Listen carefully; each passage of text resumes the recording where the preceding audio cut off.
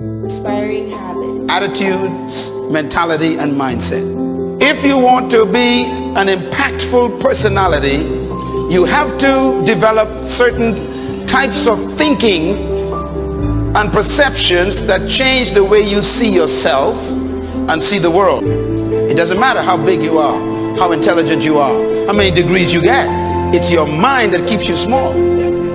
You don't need to be intelligent. You don't need to be smart. You don't need to have a certain height. You don't need to have a certain weight. You don't need to have any kind of advantage. The attitude is the difference. Attitude. And it doesn't matter how small you are, or how unintelligent you may seem to be, or how much you don't have. It is the thinking of the person that makes them see circumstances differently. The attitude, therefore, is the difference.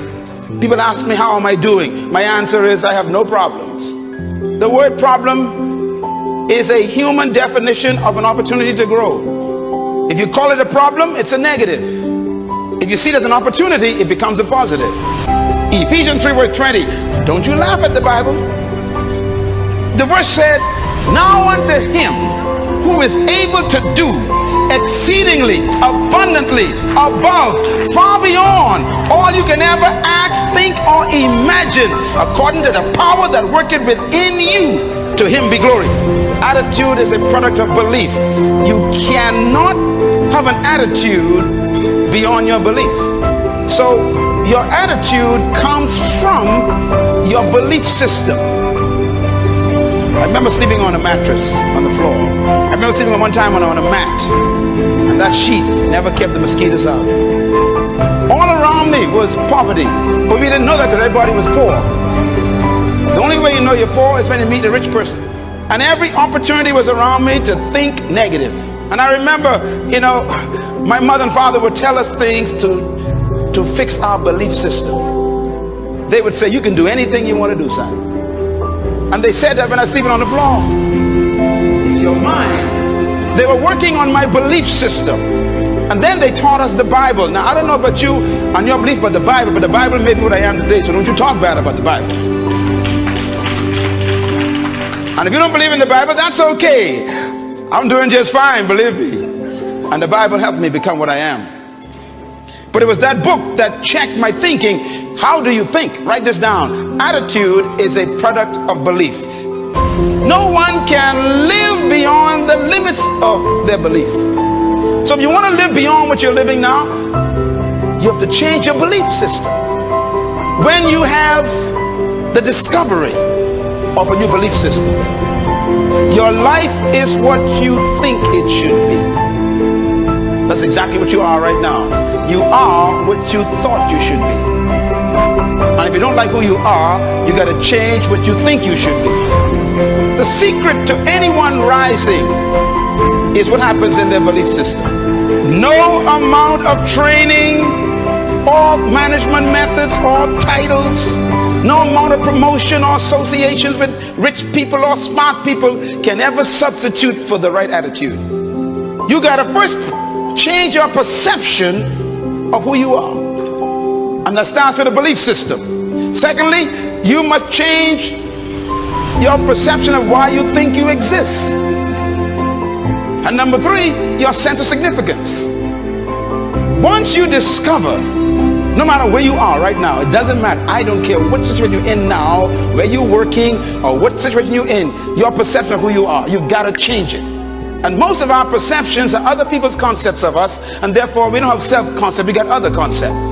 What is your perception of who you are? And the second one, why do you think you exist? You got to discover that you were born for something, some reason. There's some purpose for your life. If you don't discover that, you'll always have a job, and we'll bury you in an average grave with an average tombstone. And so they always tell you, go to school, get an education so you can get a job. In other words, we've all been taught to be employed, not deployed. They never say stay in school so you can own a business. They don't even think that way. It doesn't even cross. Your parents don't even think that way. And so you follow the convention of the community. Discover that you are important to the human race. You are important to the world. You are important to your universe. when I had to grapple with that question, it was tough, because I've been taught by society, like you have, that you are just a social security number or some NIB number, or you're some just kind of a worker in the system. But that's not true. You were born to do something very significant in the world, and you have to get to the point where you believe that. You can have potential, but if you don't have the belief, your potential becomes a victim of your present belief. I am giving you my secret to life right here. Belief is so powerful, it can make an elephant act like a sheep in the presence of a lion. You know, normally people who are insecure, whenever they meet somebody who is confident, they always call the confident arrogant. When you discover who you are, you can't help but be confident. I don't pretend, I don't try to have confidence. If you try, that means you ain't got it. It's you faking it. Confidence is a product of belief. What you believe about yourself determines the way you think about yourself, and the way you think about yourself is the way you behave. And you behave bold and confident and fearless because there's some things you discovered about you and about life that makes life change a perception. First of all, your attitude got to be right. Then you must marry that to attributes. That means gifts you were born with. Then you got to marry that to aptitude. That means now you got to educate and train those gifts. That's why you read and study and go to school, for your aptitude to be increased. And then your altitude means you got to change the level of associations you are in. You know, it's amazing. When you change your aptitude, you normally want to change your altitude. So here's a thought to take back to work with you.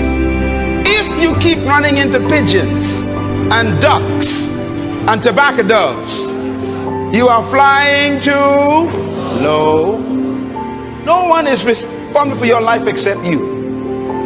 I had to take charge of my life as a teenager, and at age 13 I discovered who I was. I became a problem to the whole family. My mom used to say to me, she'd say, "You are a different boy, you are a different child." But something happened to me at age 13. I discovered myself. Different was simply meaning you don't think like the rest of the kids. That's all it means. And remember, thinking is belief system being exposed. And therefore I married my attitude and my attributes, and my aptitude changed, and I began to study for a different reason. And suddenly my altitude changed. I started attracting different types of friends. You know, a seed can be placed on a windowsill in your tiled bathroom and stay there for 50 years and the tree never come out, even though the seed has a tree. You know, trees are not in the soil. They are trapped in a seed. It is a victim of the environment. If you can just get that seed off that windowsill and put it in soil with a little bit of water, here comes the future. That's the way life is. You are no different from a seed. And every one of you that walked through that door today is a seed that was sent to the planet to produce a tree to serve the world your fruit. That's why you were born. There are some folks in your life right now who are very toxic. They will pollute your seed. You'll never come out. Have you noticed that people who ain't going nowhere want you to go with them? Folks who ain't doing nothing in life want you to do it with them. This is why you got to break away from your best friends sometime to become better. You outgrow people, so know when to leave. So coming to a summit like this and sitting among people like this is fertilizer. This whole week is a seed bed. It's soil for you to put yourself in. Matter of fact, when you leave here, imagine you got to prepare yourself. You got to go back to those rocky people in your job. Rocks. I said rocks. Even the music you listen to, got to be careful. It can be poison to your germination of your seed. The next time someone says they want to get to know you, ask them, are you fertilizer or rock? Your ability, you never receive it, you came with it. But your ability that you were born with is trapped by the mentality that they gave you from your culture. This is why to be great, you got to divorce yourself from your traditions and your culture. Because convention makes no room for creativity. It doesn't allow you to believe beyond the norm. Matter of fact, they want you to fit in, not stand out. The greatest revenge in life, they say, is success. It's not ability, it's mentality. And so if you want to change, you got to work on this attitude. The text says that when they went into the land to check out the land that was already theirs according to promise, they all came back, and 10 of them told Moses that the land they saw had big giants in them. And then they also told Moses that we were like grasshoppers in their eyes. Now they never talked to the giants to find out if that's what the giants thought about them. You are the way you see yourself. Do you think you're a grasshopper? You have to nurture yourself so that you can produce the right attitudes. And nurture means to feed yourself the right information. We are what we think, and we become what we continue to think. The social environment is just making you afraid to come out and take what's yours in life. To change your life, you must change your mind. Success keeps the right company. And deep inside of you is a person no one knows yet.